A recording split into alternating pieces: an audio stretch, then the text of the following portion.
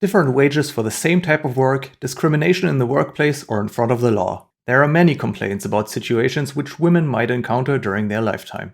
But apparently, it doesn't even stop there. You might have heard about a thing called the gender data gap or the collision division. Supposedly, there are aspects in product design processes which are specifically tailored towards men and therefore disadvantageous for women. If you believe recent publications, in the case of vehicle safety, these seemingly inexplicable car design choices lead to higher injury and death rates for women who get into accidents. Many questions come to mind. What do these publications actually tell us? How did we get to this point? And most important, are we doing something wrong? Hi, my name is Sid, this is Crashworthy, and today we are trying to find out whether crash safety is only designed for men.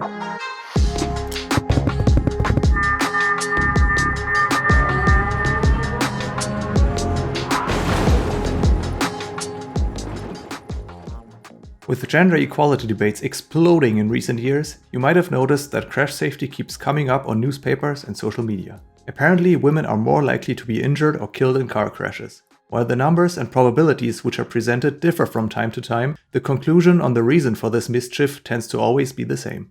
Let's look into a summary of the publicized claims, the alleged reasons for it, and the proposed solutions. Generally speaking, women are at greater risk of injury or death in motor vehicle accidents. Different numbers and different wordings can be found, ranging between 17% higher fatality rates and 73% higher chances of getting severely injured. Children, older people, and larger people also seem to be at greater risk, but these claims are rarely specified with clear numbers. The reasons for these statistics seem obvious.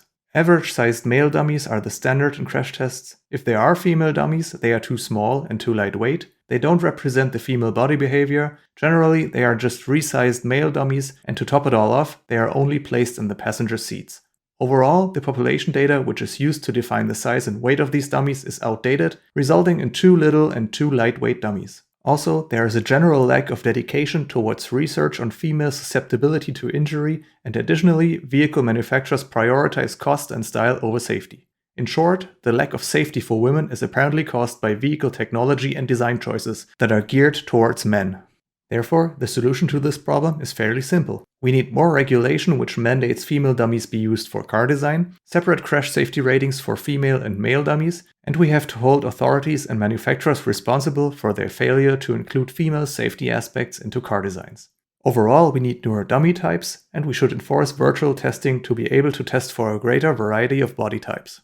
Now, this is a nice storyline that everyone can understand, and the solution seems simple. Assuming that regulators have at least some knowledge of the field that they work in, you have to ask yourself, why don't they understand it, or why won't they act on it? The commonly suggested reason is simply cost savings, or engineers' unwillingness to include women in design processes.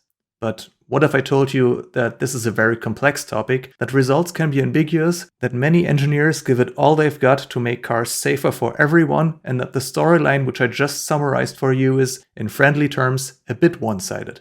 So let's look over this chain of causation again. There are 7 aspects that are in dire need of close inspection and which make up this bumpy argumentation. Where exactly do these numbers come from, and are the sources interpreted correctly? How commonly and in which way are female dummies used? What are differences between male and female dummies? Which parts of the population are properly represented by these dummies? Are there other factors at play which could lead to these statistics? Would separate ratings change anything? Is there something else we could do? Altogether, these fields of investigation can be split into 2 larger blocks. Are female dummies present enough? And what can we take away from these studies? Our deep dive into the first block starts with a simple question. Are there female dummies? The short answer would be, yes, there are female crash test dummies, but that wouldn't do it justice. So let's dig a little deeper. Visiting the website of Humanetics, which is arguably an almost monopolist manufacturer of crash test dummies, we noticed that there are several types of dummies. Leftovers from previous generations, current generations, and upcoming generations, which are partly already in use. Also, to answer the question that brought us here, there are female dummies. All of them are fairly small and lightweight. But how did engineers come up with these exact dummy dimensions? This goes back to a study conducted in 1983 by the University of Michigan Transportation Research Institute. Back then, the researchers were charged with the task to give a suggestion on what a potential crash test family should look like and how many different dummy types were necessary to make cars safer. To answer this, they looked into the distribution of body weight and height among the US and world population, compared the data to victims of road crashes, and tried to find a projection of average body measurements for the future. They decided that it would be best to use 4 types of dummies: the small female, the average male, and the large male. This follows a very common approach to check the performance on both extreme ends of the spectrum and the spot that is most commonly seen in the field. By using the very small and lightweight small female and the heavy and large male, this approach would bracket more than 95% of the population. However, as you might have noticed, there is no average female dummy to be found anywhere. Back then, the funding did not allow for 4 dummy types to be developed, which is why the average female was dropped. The rationale behind it was that men were at a significantly higher risk to become a crash victim because back then 67% of the drivers were men, and their higher risk-taking propensity led to more crashes in general. While the proportion of female drivers now is bigger than in 1983, men are still overwhelmingly more likely to get into a crash by a whopping factor of 3. So this argument still holds true today, even if the relative probabilities might have changed. Even though the large male dummy model made it all the way to the product range, there are virtually no tests being conducted today that involve this population percentile. Rather than focusing on this third dummy size, it seemed necessary to invest money into increasing the biofidelity of dummies, which is why we still only see small females and average males in crash tests, but multiple versions of them. Now that we have sorted out that there are female dummies, we need to answer the question whether they are in regular use or if they only exist on paper, like the large male dummy. This overview illustrates all kinds of high-speed crash tests which are conducted in the US and Europe for regulation purposes and car safety ratings. The rest of the world will mostly reproduce the same tests, which is why they are not considered here. If we mark all average males blue, all small females red, and all child dummies green, you will see that exactly half of the test devices are average males. At this point, it's up to you to decide whether this constitutes an overweight of male dummies that make it reasonable to say that women are ignored by the procedures.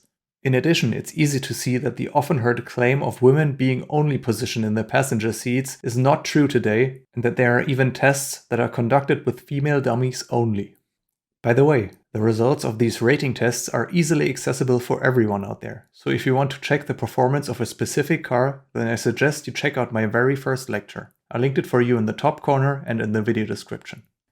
Getting back on topic. Yes, there are female dummies, and yes, they are in regular use. Problem solved? Not so quick. Remember the claim that female dummies are not appropriately representing women's bodies? This brings us to the question, how are male and female dummies even different from one another, and why? If you look through the eyes of a crash safety engineer, men and women are different in 4 bodily aspects: height, weight, physiology, and injury susceptibility. The height difference also most likely results in a different seating position in the vehicle. And just to get this point out of the way, yes, the different size dummies are positioned differently in the vehicles, as long as the seats are adjustable. Small females are usually positioned in the very front of the seat track, while mid-sized dummies are seated in the middle, and large dummies would be seated in the back of the track if they were actually in use. So for that matter, there really isn't a seat adjustment that gets neglected like some claims suggest, especially not the full forward adjustment that women are more prone to using. Getting back to the actual dummy aspects, we have already talked about that height and weight differences are accounted for by setting up a 3-member dummy family. This family is supposed to check the 2 extreme body dimensions and a point in the middle, where the large majority of people would be found. By covering the range from 151 to 187 centimeters height and 47 to 102 kilograms weight, more than 95% of the population should be bracketed by this approach. And at least in the US in 1983, that used to be the case, but we will get back to this. For the physiological differences, there really only is one obvious aspect as long as a woman isn't pregnant: her breasts. These can influence the way that a safety belt interacts with the upper body, which is exactly why, contrary to many claims, you will find breasts on female frontal crash dummies. Why not on side crash dummies? Well, because the safety belt really only plays a very secondary role in these lateral interactions. In side crashes, the overwhelming part of the occupant protection is done by the side airbags, window airbags, and soft spots on the interior. The seat belt will keep the occupant in the seat after the initial impact has passed, but the most severe injuries will be sustained during that first impact, making the belt a secondary device. In front crashes, however, the seat belt will be the first thing that is trying to safely slow you to a halt even before you contact the airbags. So in this case, correct belt routing is important and needs to be checked with and without breasts, which is exactly why it's being done. Lastly, the injury susceptibility. It has long been known that women's bodies are more easily injured given the same physical insults. This is a widely discussed factor not only in vehicle safety, but for example also in sports. The gathered knowledge on this topic has been implemented into regulations and ratings for quite a while. Prime examples for this are the injury risk curves for neck and femur forces that are exerted on frontal crash dummies in US regulation crashes. As you can tell, engineers are well aware that the forces lead to higher injury risks for women, and therefore the upper limit criteria that has to be met during these tests are significantly lower for the female dummy. But another part of the truth also is that today's dummies are not perfect in replicating the behavior of the human body, male or female. If we take the same example, it becomes obvious that even in 2022, with automated driving and AI on the horizon, our best shot to replicate a body with hundreds of bones, muscles, and organs, which all can fail individually, is by means of dummies, which in this particular case give responses to only 7 injury readings. And it's not because we are unwilling to improve the dummies or sensors. There are a significant amount of sensors in all of these devices, but to make these readings reasonable and reliable, it requires a tremendous amount of research on living people, corpses, dummy sensors, dummy bodies, and years of development. It's not enough to simply have more refined dummies available for sale. It also has to be confirmed in field studies. In simple words, the readings we see here are the ones that engineers know make sense, not what was left after they didn't bother to research further. This is most likely also the reason why we are still not seeing the entire dummy family that was proposed in 1983. The large male dummy is not to be seen anywhere today, and I am claiming that from today's standpoint, there is more to be gained by putting our resources into newer, more refined dummy generations like these 2 dummies right here, rather than creating another differently sized dummy. This would make cars safer for everyone, even if its benefits might be greater for average and small people than for large people. This also leads us back to a topic from earlier. Which parts of the current population are actually properly represented by the current scope of test devices? Considering data collected in 2015 and 16 by the CDC, we will find a height distribution among the US population for men and women that looks like this. The 2 50th percentiles can be found at 161.5 and 175.7 centimeters. This means that exactly half of the male and female population are smaller than these heights. If we add to this the heights of the 4 proposed dummy types from 1983, we can see that these are pretty well distributed and would contain most of the population.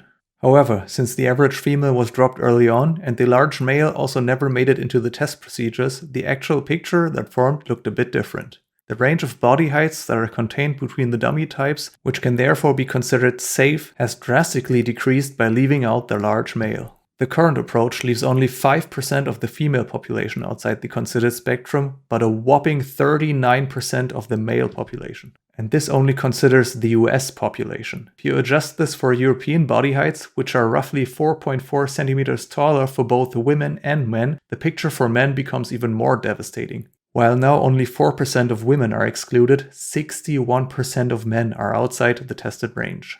About the same is true when you research the body weight range. For the US population, around 62% of men are not within the considered range. Also, even 37% of women are out of the range. Again, to me, this does not paint a picture of ignoring women, rather the opposite. So, what's the verdict on the first of our 2 deep dives? Are female dummies present enough, or do we have a collision division?